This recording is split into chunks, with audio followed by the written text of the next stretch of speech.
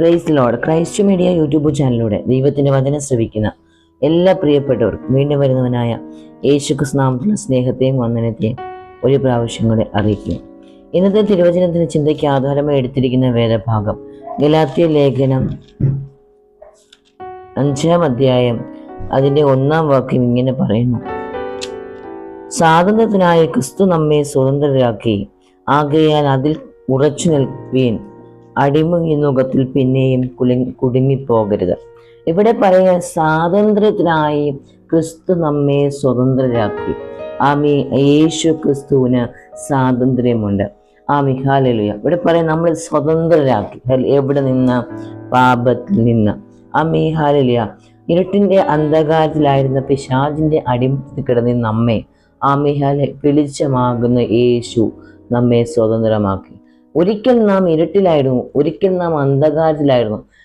പത്രോസ് ലേഖനത്തിൽ പറയുന്നത്, നാം ഇരുട്ടിലായിരുന്നു, എന്നാൽ ദൈവം നമ്മെ അത്ഭുത പ്രകാശത്തിലേക്ക് വഴി നടത്തി. ഹല്ലേലൂയ.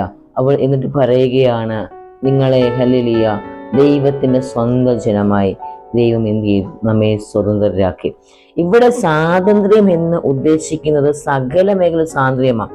നമ്മുടെ ഹല്ലേലൂയ നമ്മുടെ ജീവിതത്തിൽ 4 മേഖലകളിൽ, ശാരീരികമായും മാനസികമായും ആത്മീകമായും സാമ്പത്തികമായ മേഖലകളിൽ ഒരു സ്വാതന്ത്ര്യം. ഹല്ലേലൂയ. നമുക്ക് സ്വാതന്ത്ര്യം നൽകുന്നത് ലോകമല്ല. നമ്മൾ ഓഗസ്റ്റ് 15 ഇന്ത്യക്ക് സ്വാതന്ത്ര്യം ലഭിച്ചു എന്ന് പറയുമ്പോൾ നാം അന്ന് നമ്മൾ എന്ത് ചെയ്യുക? സ്വതന്ത്രരല്ല. എന്നാൽ നാം എപ്പോഴാണ് സ്വതന്ത്രരാകുന്നതെന്ന് ചോദിച്ചാൽ, അല്ലെ സ്വതന്ത്രരായെന്ന് ചോദിച്ചാൽ, നാം എന്നാണോ യേശു ക്രിസ്തുവിനെ അറിഞ്ഞ് ശിക്ഷയിൽ നിന്ന് എന്നാണോ നാം പുറത്തു വന്നത്, ശിക്ഷ ലഭിക്കേണ്ട നാം എന്ത് ചെയ്തു? ദൈവം നമ്മെ ഹല്ലേലൂയ ദൈവം നമ്മെ വീണ്ടെടുത്ത ഹല്ലേലൂയ ആ ശിക്ഷയ്ക്ക് പകരം ദൈവം നമുക്ക് രക്ഷ നൽകി തരുവാൻ ഇടയായി തീർന്നു. ആമേൻ, ഹല്ലേലൂയ.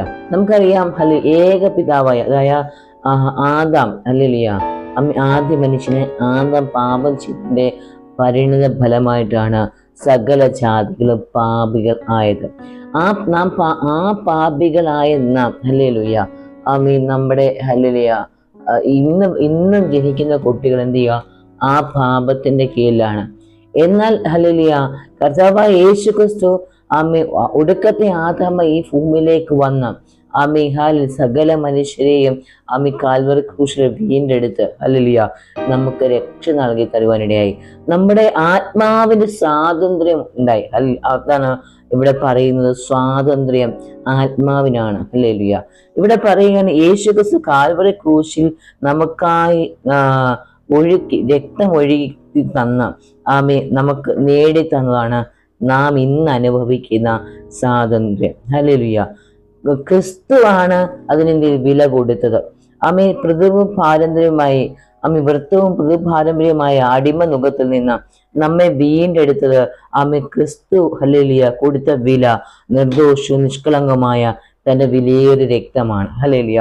ദൈവം നമ്മെ രക്തവും ജീവനും കൊടുത്ത് വീണ്ടെടുത്തു. ഇത് സ്വാതന്ത്ര്യം എന്ന് പറയുന്നത് സ്വാതന്ത്ര്യമില്ലാത്ത അവസ്ഥ, നമ്മുടെ ആത്മാവിന്റെ മരണമാണ്. ഹല്ലേലൂയ.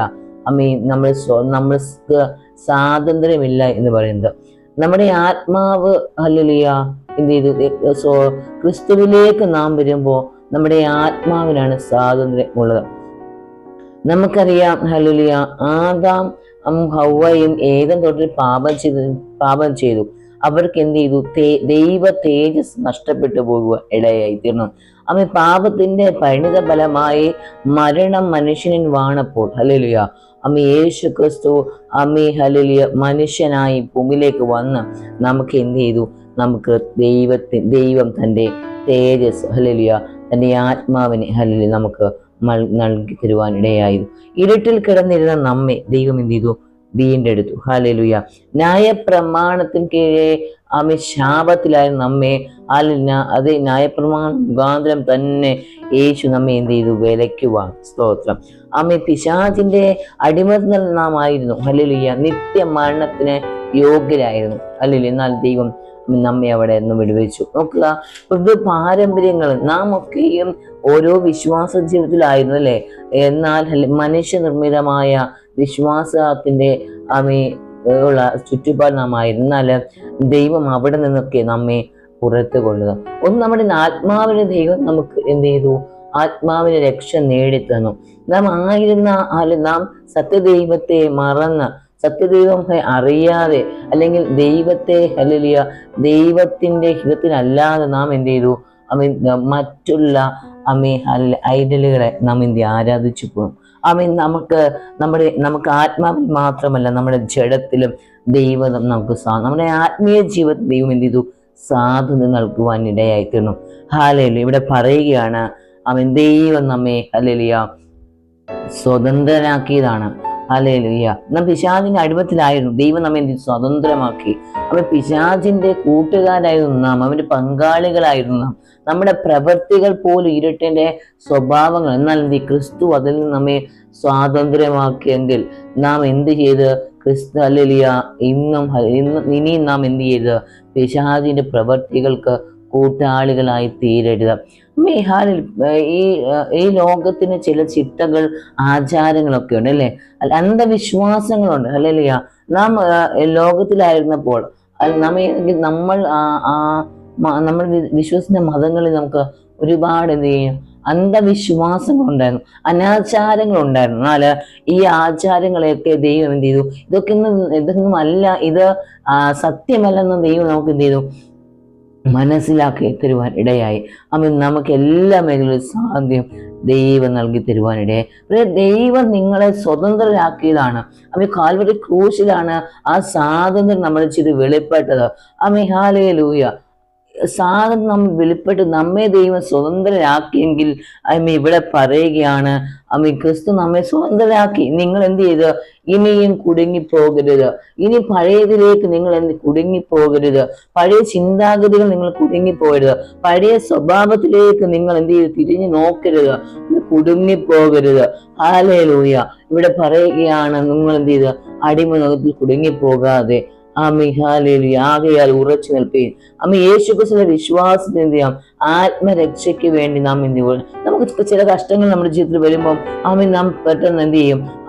പഴയതായിരുന്നു നല്ലത് നാം ചിന്തിക്കും. ഹല്ലേലൂയ.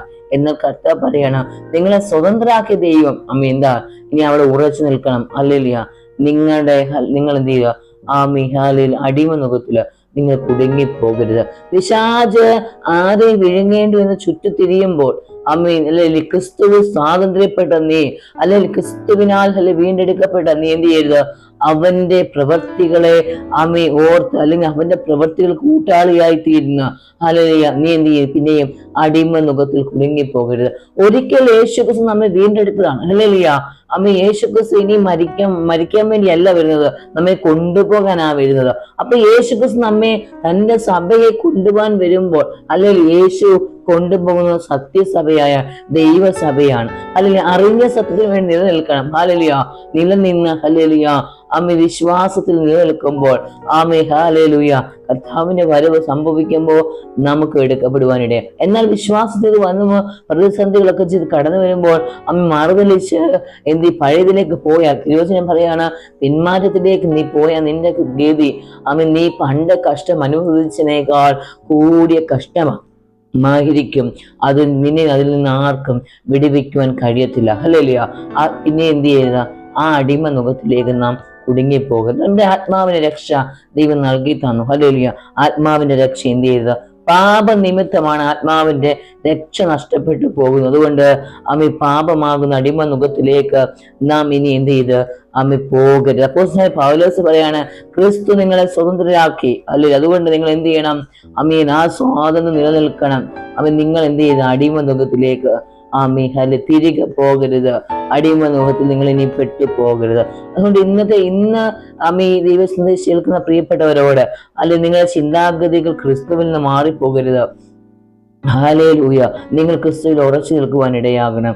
മാനസിക സമ്മർദ്ദങ്ങളും ജീവിതത്തിൽ ഹല്ലേലൂയ കയറി മുങ്ങിത്താഴുന്ന അനുഭവങ്ങളും ഹല്ലേലൂയ കയറുവാൻ കഴിയാതെ പ്രതിസന്ധികളൊക്കെ നിങ്ങൾ കടന്നു വരുമ്പോഴും നിങ്ങൾ അറിഞ്ഞ സത്യത്തിന് വേണ്ടി, ക്രിസ്തുവാകുന്ന സത്യത്തിന് വേണ്ടി സത്യം നിങ്ങളെ ഹല്ലേലൂയ സത്യം നിങ്ങളെ അറിയുകയും സത്യം നിങ്ങളെ സ്വതന്ത്രരാക്കുകയും ചെയ്യുമെന്ന തിരുവചനത്തിൽ ഹല്ലേലൂയ നമ്മെ ദൈവം സ്വതന്ത്രമാക്കിയതാണ്. നിങ്ങൾ സത്യം അറിഞ്ഞ് സ്വതന്ത്രരായതാണ്. ഹല്ലേലൂയ അതിൽ ഉറച്ചു നിൽക്കണം. ഹല്ലേലൂയ അതിന് ദൈവം നിങ്ങളെ സഹായിക്കുമാറാകട്ടെ. ആമേൻ.